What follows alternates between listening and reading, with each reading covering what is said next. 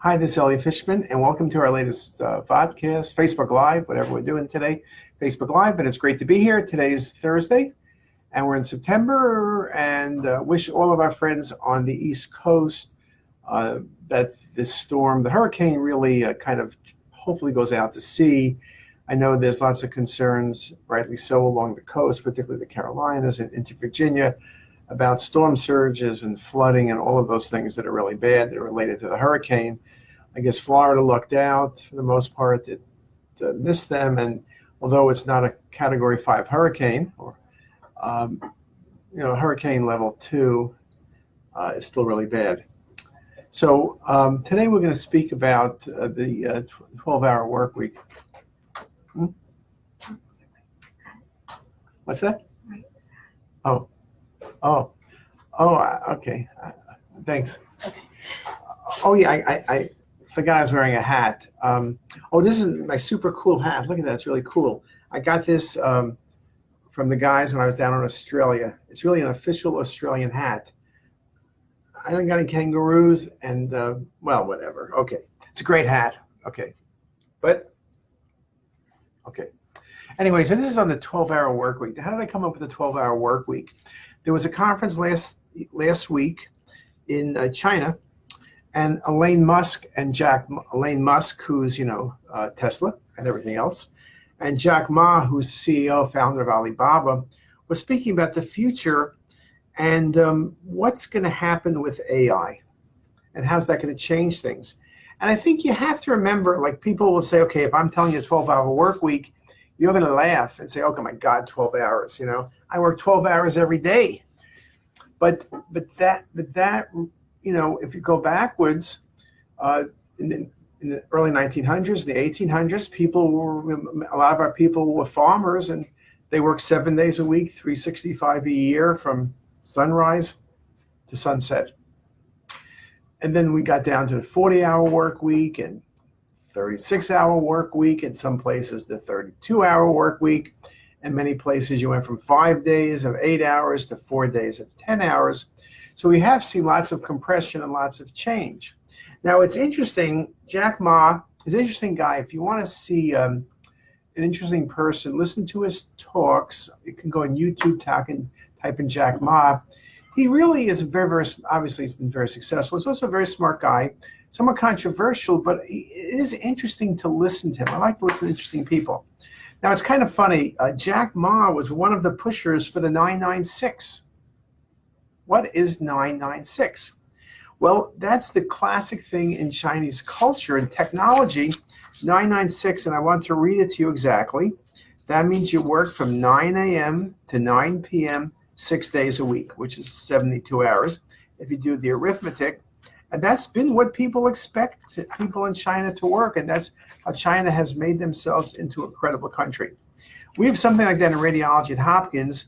I'm in the 14147, which means I work 14 hours a day, 7 days a week, 14, 14, 7. Anyway, so how do you go from this 996 culture to the 12-hour work week? And it's interesting because what Jack Ma was saying, and even Musk was agreeing, is that when you have technology like AI, a lot of the things we do in life, really, we just do because we do them, and it's not really very productive, and in fact, it's downright inefficient. So what if now, if you didn't need all these laborers to be moving things from the 4th floor to the 1st floor. You have self-driving trucks, you have self-driving cars. So self-driving trucks move the packages around, and they unpack the packages when they get to the store, and they put them on the shelf, and everything is monitored. So you don't have people monitoring the shelves, which is what's happening now. So when you're running out of corn checks, I happen to like corn checks. When you're out of corn checks, it automatically brings up the corn checks, refills the shelf, tells also the distributor, Ralston Purina, that we need more corn checks. So the automated truck will bring the corn checks from the corn check manufacturing place, and things will happen automatically without human intervention. And the fact is that, it's a really good article. I posted this on CTisus. It's worthwhile reading because maybe you can say it's an extreme exaggeration, but his point is, okay, Moss cited electricity as an example of how developments in technology can free up time for leisure. The power of electricity is that we make people more time so that you can go to karaoke or dancing parties in the evening. I think that because of artificial intelligence, people will have more time enjoying being human beings. For the next 10, 20 years, every human being, country, government should focus on reforming the educational system, making sure our kids can find a job that requires only 3 days a week, 4 hours a day. If we don't change the education system we are in, we're all in trouble. Now, in saying that, it is interesting because we're in medicine, but let's say radiology, but let's say the computers automatically read all the scans. We'd be more involved with direct patient care or triaging information. We'd be managing information, but maybe not reading the images. And if the same thing happens in pathology, and then you have AI, which NVIDIA is pushing to be able to combine everything, whether you have federated learning or you have this BioBERT, information will be put together and decisions will be made at lightning speed, and the best decisions for the individual patient, choosing of drugs, giving therapy, monitoring therapy, all those things can be done without a lot of human intervention if the systems are done correctly. And those systems will have less error, potentially, be more accurate, be less forgetful, and be available 24/7, 365. So you can see that we are pushing to a point where a lot of the things many people do in their job now. I went to McDonald's a few weeks ago. I was desperate for coffee, and I haven't been to McDonald's in like a lifetime. So I went up there, and I found out there was no counter. There was no place to pay, and you had to go into a kiosk, and you ordered what you wanted, and then you just gave it, and you picked it up. I was in New York with my daughter and son and my grandchildren. We went to this place in Brooklyn Bridge Park in Dumbo area. It's a really nice food court. It was really excellent restaurants. And so I was buying the kosher hamburgers and steak, but I wanted to order fries, my grandson. So I went to pay cash. They go, we don't take cash. Well, I found out in that place that no one takes cash.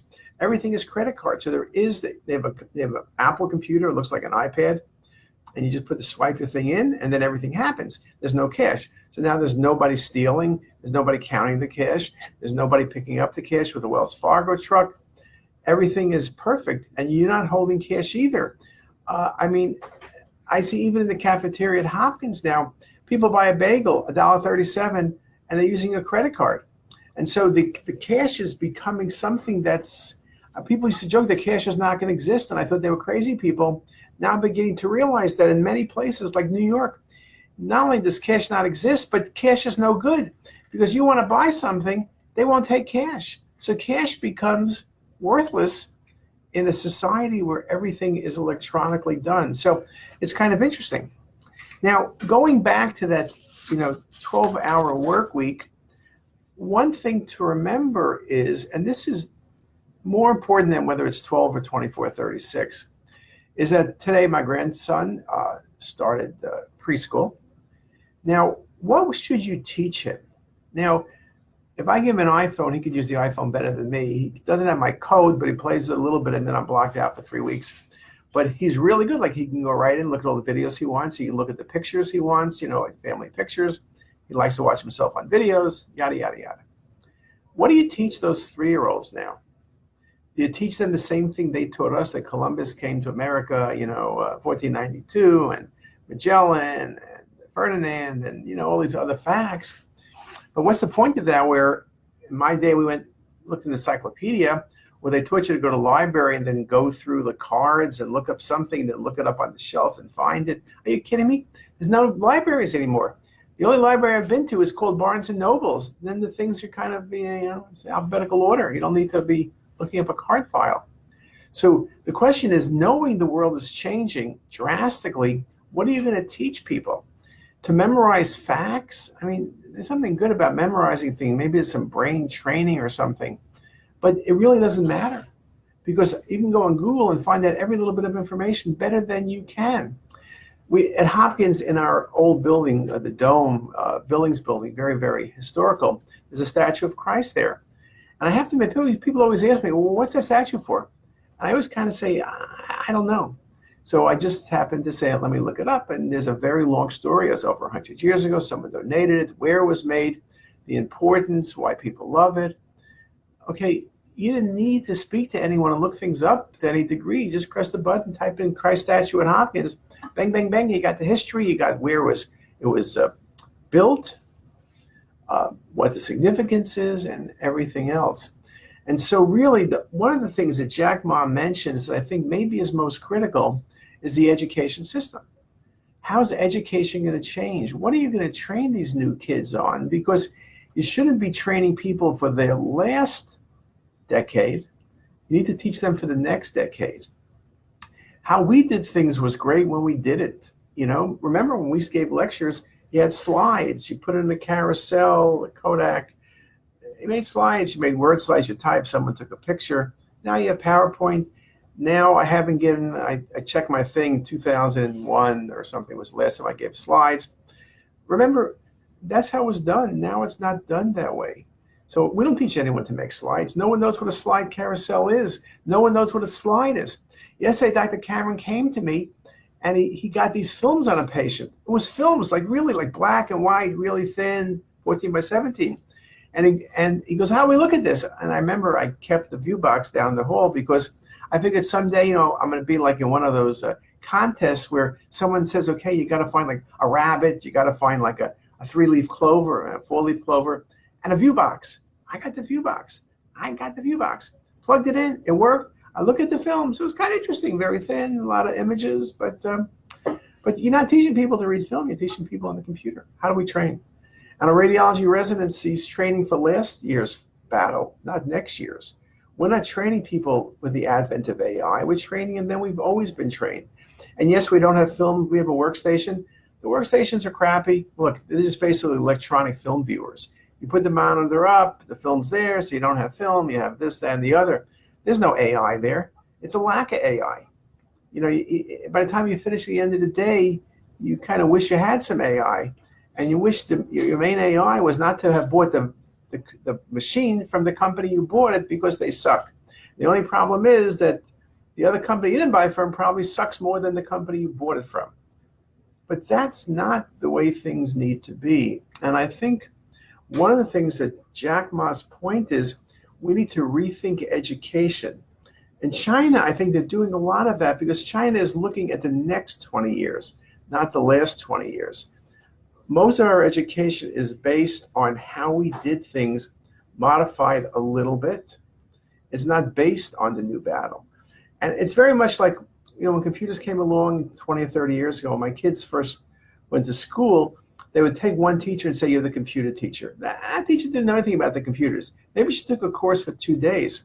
Well, the only people who could make the computers work were the kids. You had all the 7-year-olds showing the 35 or 40-year-old teacher how to use the computer. This is the AI problem, that I think those 3 and 4 and 5-year-olds now know more about AI than the teachers will ever know. And it's going to be this reverse process. It's a bit scary, but it's just the challenge of how we do things. And I think this idea of Jack Ma and even other people who've spoken about this is this idea of rethinking the workplace, rethinking workflow. Now you have to imagine, what if you only work 12 hours a day? What would you do with all your free time? How many video games can you watch? How many steps can you get? What is going to happen to a society where, I think I've worked 12 hours already today. What's going to happen if you only work 12 hours, 4 hours a day, 3 days a week? That's like visiting the zoo. That's not working. Now, will that be the culture where people are so minimal that that's what they're going to do? Will that satisfy people? Will people be bored? This is the problem that happens. If people have nothing to do, they do bad things. That's where, not that it's always the case, but people who have too much time on their hands, things don't work well. You also know that we talk about Alzheimer's and the early dementia, that we know that people who are using their brain are more likely to keep using their brain, that if you slow down and stop, you'll have problems. Now, obviously, Alzheimer's is much more complicated than that. A lot of it's hereditary. But we had Ellie Kaplan speaking here, talking about the importance of exercising of your brain, socializing with people. Now, if you have 12 hours a week of work, maybe you'll socialize more. But I'm telling you, socializing is overrated. How many people do you want to speak to? You speak to the same people over and over, you'll get tired of them. You'll have to get a lot more friends. There's not that many friends, like Larry David says, you have Jerry Seinfeld says, you have like 3 friends. If you have more than 3 friends, they're really not friends. It's like people have Facebook and they have like 10,000 friends. You don't have 10,000 friends. If you have 2 friends, if you have 3 friends, in fact, in your whole life, if you have 3 really good friends, you should consider yourself very lucky. You have a zillion acquaintances. Okay, let's look at the things. Questions. Ryan Morrissey. I feel like eventually there will be a singularity and the AI will phase out the human race. Well, that's WALL-E. Remember the movie WALL-E from Pixar? It's a good movie to rewatch, which almost was that, where everyone became like lumps on a lounge chair where everything was done around you. That's a danger. I think, the challenge of AI is what it could replace. I mean, basically, what if I told you that everything is driverless cars? That means the taxi business, the chauffeurs, no one owns cars. That means there's no parking lots necessary for cars. That means there's no people driving around. There's less injury, all those good things like that. It's a massive change. John Biacchino, hey, John, from Body CT. John's from New York, so John knows. I mean, this is like, the Barbarino. This is like Welcome Back, Kotter. Welcome Back, Kotter on something that probably dates me. It was a show with John Travolta. That's where he first was in. And Kotter was Gabe Kaplan. I think his name was Gabe Kaplan. And he was a teacher, and the students were a bunch of buttheads. And it happened in Brooklyn, right down the street from John. And I think it was maybe 2 miles from where I grew up. And it was just a bunch of interesting characters, nice way of putting it, who were just trying to survive through high school, but did their best not to learn anything, because that was not really the goal. I mean, is the goal to be like Saturday Night Live? With Saturday Night Live, their whole thing was John Travolta's character. The whole thing was, living to go dancing at night. If your whole life goal is to go dancing at the disco, maybe it's a lot of fun, but there's only so much disco dancing you can do. There's only so many disco songs you can do. I mean, Donna Summers is not making new songs. I like those Donna Summer songs, but I once saw Donna Summers in concert, Meriwether Post here in Maryland. She was very good in concert. I mean, it was really hot out. It's a long story. But anyway, no, it'll be interesting. And I think maybe it's good things to think about, that the AI revolution, I think, will have massive impact on healthcare. It will improve healthcare. We talk about accuracy in diagnosis. We talk about better detection, better planning, all of these things. We see that as we do the Felix Project. We had the group from NVIDIA here last week, and they were just incredible what they're doing, what's coming along. Kimberly Powell, who's head of healthcare for NVIDIA, spoke about many of the things they're doing, and the many things even our computer people never heard of, but it's revolutionary and evolutionary at the same time. And I'm saying to you that those evolutionary changes do cause significant disruption. It's going to change how people work, where people work. It's going to change the basic context of our conversation. It's going to change everything and anything. You may think, it's 1,000 years from now. We have 2 speakers coming over the next month who they are going to, Oz and Kara, are going to speak about. They do Sleepwalkers, which is really telling you that, hey, you think AI is coming, you missed it. It's here already. Now it's just growing into the society, but it's here. And I think that's the thing that you really need to think about. How do you prepare for that time? How do you think about things? How do you adjust things? Every company in the world, whether you're the company Uber driving the cars, or you're the company manufacturing the cars, or you're an NVIDIA, or you're a Google where you're trying to do the self-driving cars, you're doing changes that will impact everything we do and how we do it. And I think we need to be prepared to make the adjustments, because no one ever stops progress. You're not going to outlaw driverless cars. There'll be some crazy people who at some point will try to do that, but that will fail. And for older people who live in Florida, for example, imagine the fact that you no longer are too old to drive, which you are too old to drive. You shouldn't be driving, but now you have a driverless car, so you don't feel bad. Now you have all the kids growing up with everything was driving a car. In California, the first time in history, the number of driver's licenses went down because it's a hell of a lot easier taking an Uber or taking a train than it is driving. And no one's sitting around zoom, zoom, zoom, making those noises like you have a very loud stereo. When I was like 16 or 17 and you got a car, I had a Plymouth Duster. You played the radio, you opened the windows like you were super cool playing the Grateful Dead, Not Fade Away, right? You played that, but those days are over. So anyway, this might be a good Larry David episode, perhaps. I'll speak with Larry David and see maybe he wants to talk about this 12-hour work week himself. So with that, I think I've answered every question. There aren't too many questions here. I see some people online. Lydiana, hey, Lydiana. Lydiana's out in Palo Alto. It's a great place to be. And Ava Zinreich, who's across the hall here. And so see a bunch of friends. And with that, wish you a great day. And gotta travel. The horse is outside. See you later. Bye.